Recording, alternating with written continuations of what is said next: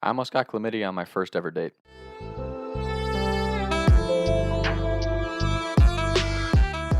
Junior year of high school, I went to an all guys Catholic school, and I was that naive Catholic kid growing up. I didn't know anything about hooking up with chicks, didn't know how all that stuff went. As I started talking to chicks later on in high school, I'm not going to generalize everyone, but when you go to a Catholic prep school like that and you start meeting girls at the all girls prep school, they're just a little stuck up, arrogant. I didn't play football or basketball. My parents didn't own a company or one of those. So the girls who I would want to go out with, they were out of my league. So I was like, oh, I'm not even going to attempt any of that. So we started hanging out with my buddies from public school down by where I lived, and we started leading some of their cheering sections for big rival basketball games and met all the girls at their school. We're like, these girls are hot and cool. Like, why wouldn't we why wouldn't we hang out with them? And they didn't care that we went to Cup Cath or how much money we made, all that shit. A few of us had started talking to these girls, and one of them in particular was just gorgeous. And I was like, it's a long shot, but started flirting with her, hitting her in the DMs, and she was like, we should go out sometime. So it's like, this is crazy. I felt like if you've seen Superbad, when McLovin gets with like the hottest chick in the high school. It's 10:33. Here. What?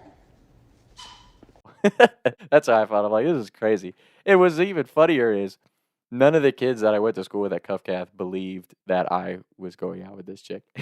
Actually, one of the kids that I went to high school with DM'd the girl and was like, are you actually going out with Tom? Because if you are, and like gave all the reasons why not to go out with him. I'm like, what a douche. Like, why would you go out of your way to do that? What an asshole. Again, I'm totally naive. Like, I had made out with a couple chicks, but that's as far as my experience had gone. So it's like 2 hours before I'm supposed to go pick this chick up, and I get a call from one of my good friends who went to her school, and he's like, all right, bro, are you ready? I'm like, yeah, I think I'm ready. He's like, no. Like, this is a public school girl. Like, are you ready? And I'm like, what? And he's like, did you shave your pubes and like all that stuff? I'm like, whoa.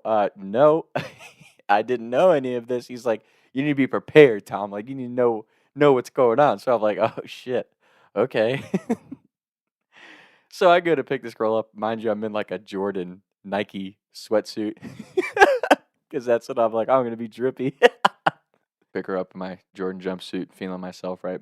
Take her to McDonald's. We get some McFlurries. Go back to my house, and there's so much funny shit about this. Like, if you can picture the Netflix and chill spoof videos that they make where the guy actually wants to watch a movie, that was me. Because this girl's clearly like advancing and like hinting at things, making moves on me, and it's all just over my head. I'm like, no, this is a great movie. We should watch this.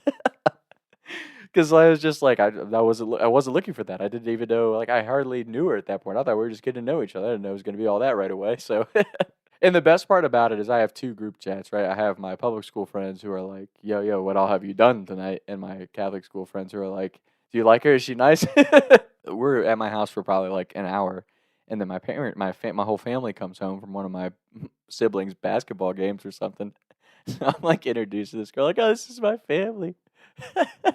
Not knowing that she didn't care about any of that at all. She just thought I was hot and wanted to hook up. So I don't know this at the time. So she's like, why don't we go back to my house? I'm like, okay, like, cool, sure. She's like, no, I'm always home alone. Like, just putting all these like hints in the air that I'm not picking up on whatsoever because my mind's not there. Like, I've never done this before. And also, even if we did, I would be terrified. Like, I have no idea what I'm doing. We walk into her house, and I think she was like, you want a soda or something? And I'm like sipping on a Sprite, and then suddenly like sit down on the couch, and she just like throws herself on me, like throws me on the ground, throws me on the couch, and starts making out there. I'm like, I think I have my hands up. I'm like, this is great.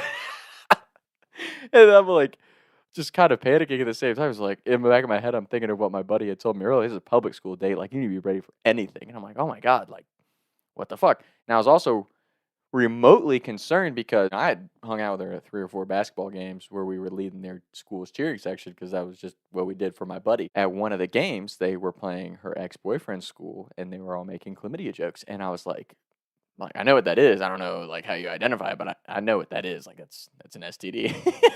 And she had said like, oh, they're just making that up because I broke up with them, blah, blah, blah. And all of her friends defended it. And I was like, oh, okay, like, cool, like, whatever. So we're making out on her couch in her living room, and suddenly the door whips open, and in this real deep Southern voice, hey, what's going on in here? And we're like, oh, I'm like, oh my God, like throw her off, and real quick, sit up on the couch. It's her dad, this big redneck dude. He comes over, who are you? Like screaming at me. I'm like, oh, I stand up, like, nice to meet you, sir. I'm Tom. I'm Thomas. I'm hanging out with your friends with your daughter.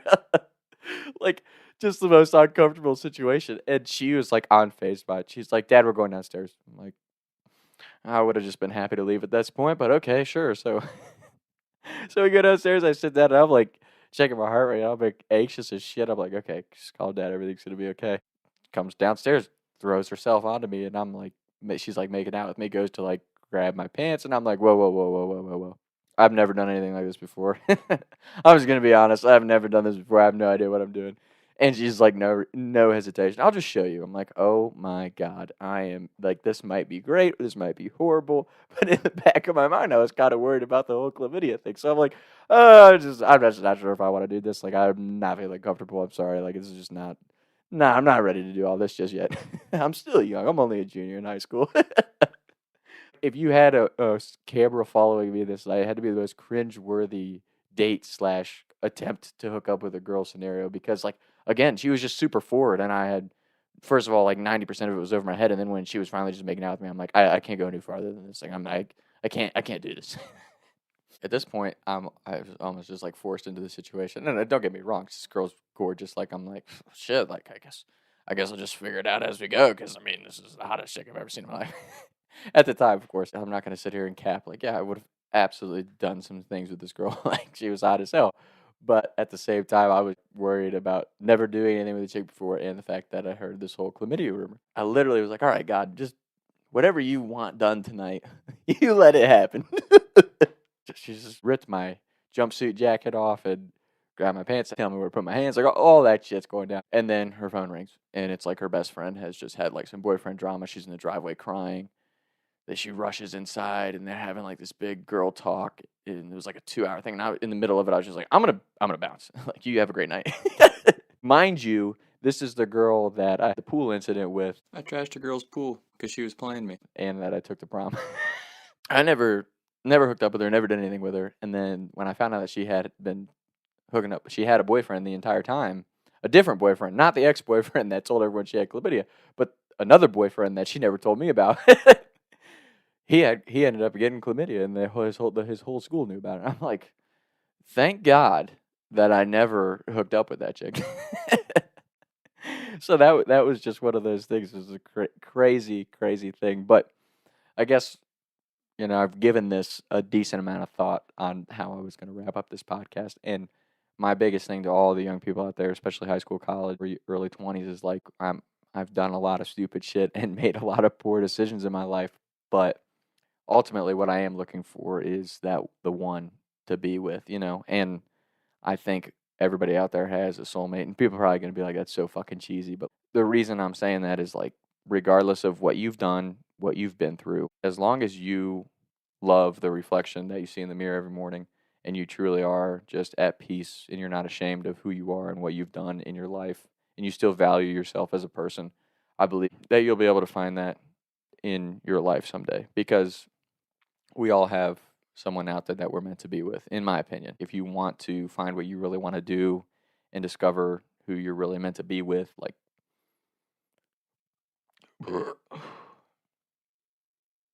never think that you're not worth it. Never think that you're not good enough for something or someone, because, like, I've made a lot of stupid mistakes in my life, and there were times where I was like, wow, I'm like the worst person ever. And I'm not sitting here saying that I'm some good person or something like that, but I do believe that I've always tried to live my life genuine and at least care about myself enough to at least do what I want to do. And that's never been perfect. It's never been pretty. But at the end of the day, I do believe that we all will find someone who understands us and appreciates us for who we are. Truly. Not the facades that we put up, not the masks that we put on to try to be someone that we're not. Because that's just part of growing up. You've got to live and learn and find who you truly are as a person. But hopefully, we all ultimately find who we are and the person who loves who we truly are. So, in these days, I'm not saying it's just a guy or a girl. It could be a cat or someone who identifies as a furry, however that shit is now. But I do. I just think it's important to remember, like, hey, like, we all have a purpose, and we all have someone out there that's going to truly love and understand us for who we are. So like I said, that might be kind of corny, but that's just how I feel about that. And the reason that I thought of all that with this particular story is, like, I promise you, like, hooking up with people and pulling bitches or having sex with a lot. None of that's ever going to like make you feel whole or complete or be like, wow, like I found my soulmate. And maybe some people have found their soulmate on a one night stand, but like for me, like I've done it. I've done stupid shit. I've done that type of shit enough at this point to know like I'd really would rather just save all that stuff for someone who I really value and care about. And not saying that I haven't made those mistakes. I'm not sitting up here saying like I'm saving myself for my soulmate because I haven't done that. But but I do hope that whoever I find when I'm like, wow, like we connect, I'm not only dating a girl that I really like, I'm dating my best friend because the attraction stuff, all the physical stuff that goes away after a while. And if you're going to marry, if you plan on getting married someday or having a long-term relationship, like you have to genuinely like the other person. You guys have to be each other's best friends and also be able to go to war with each other. So, and I'm not saying that that's going to be all butterflies and rainbows and something easy. Like it's going to be someone who challenges you. So I guess with all that, I'm just saying, find that person for you before you get into all the other stuff. And if you do, just be, especially if you're a guy, man, be cautious because these days, man, there's thirst trapping girls out there that just want to have your kid or going to get you into a situation like that where you might end up with STD. Like I don't think anybody really wants that. So, so guard yourself. Be smart with that shit. And I guess that would be the other lesson to this. Like live your life to the fullest, have a great time, but definitely try to be smart and choose those times and decisions. Choose them wisely, because you never know what's gonna happen. I was a friend's phone call away from chlamydia, so thank God that happened. And that's another thing. I was talking to my buddy Maurice about this. Like he made this analogy of like when you pour cream in coffee, cream always rises to the top, no matter how much coffee's in there. And it's like it's just the truth. Like regardless of how much shit you go through in life and how many stupid decisions you make or mistakes you make, like all the stuff that you think you're never going to recover from at different ages and phases of your life, it's all going to work out in the end as long as you keep trying to be the best possible version of yourself. And that looks different for everybody.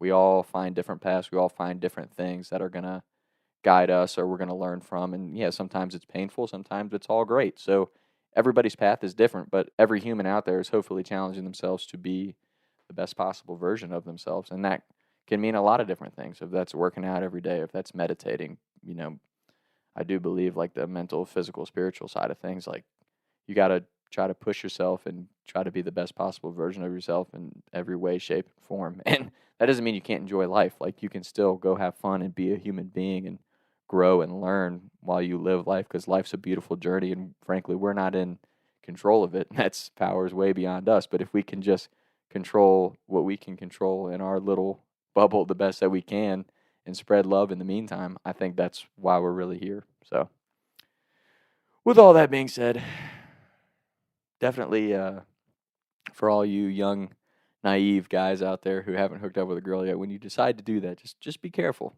Make sure that you trust your instincts, because if I would have gone against my instincts, I would have got chlamydia the very first time I went out with a girl. So yeah, I guess that's all. That is my lesson here on Talks with Tom today. Peace. Taking shots by the lake till I can't even breathe no more, see no more. I was riding around town thinking to myself, is it gonna get easier? I'll be up and away up the street getting paid, but I can't even breathe no more. What's it to me? What can I see? Taking shots by the lake till I can't even breathe no more, see no more.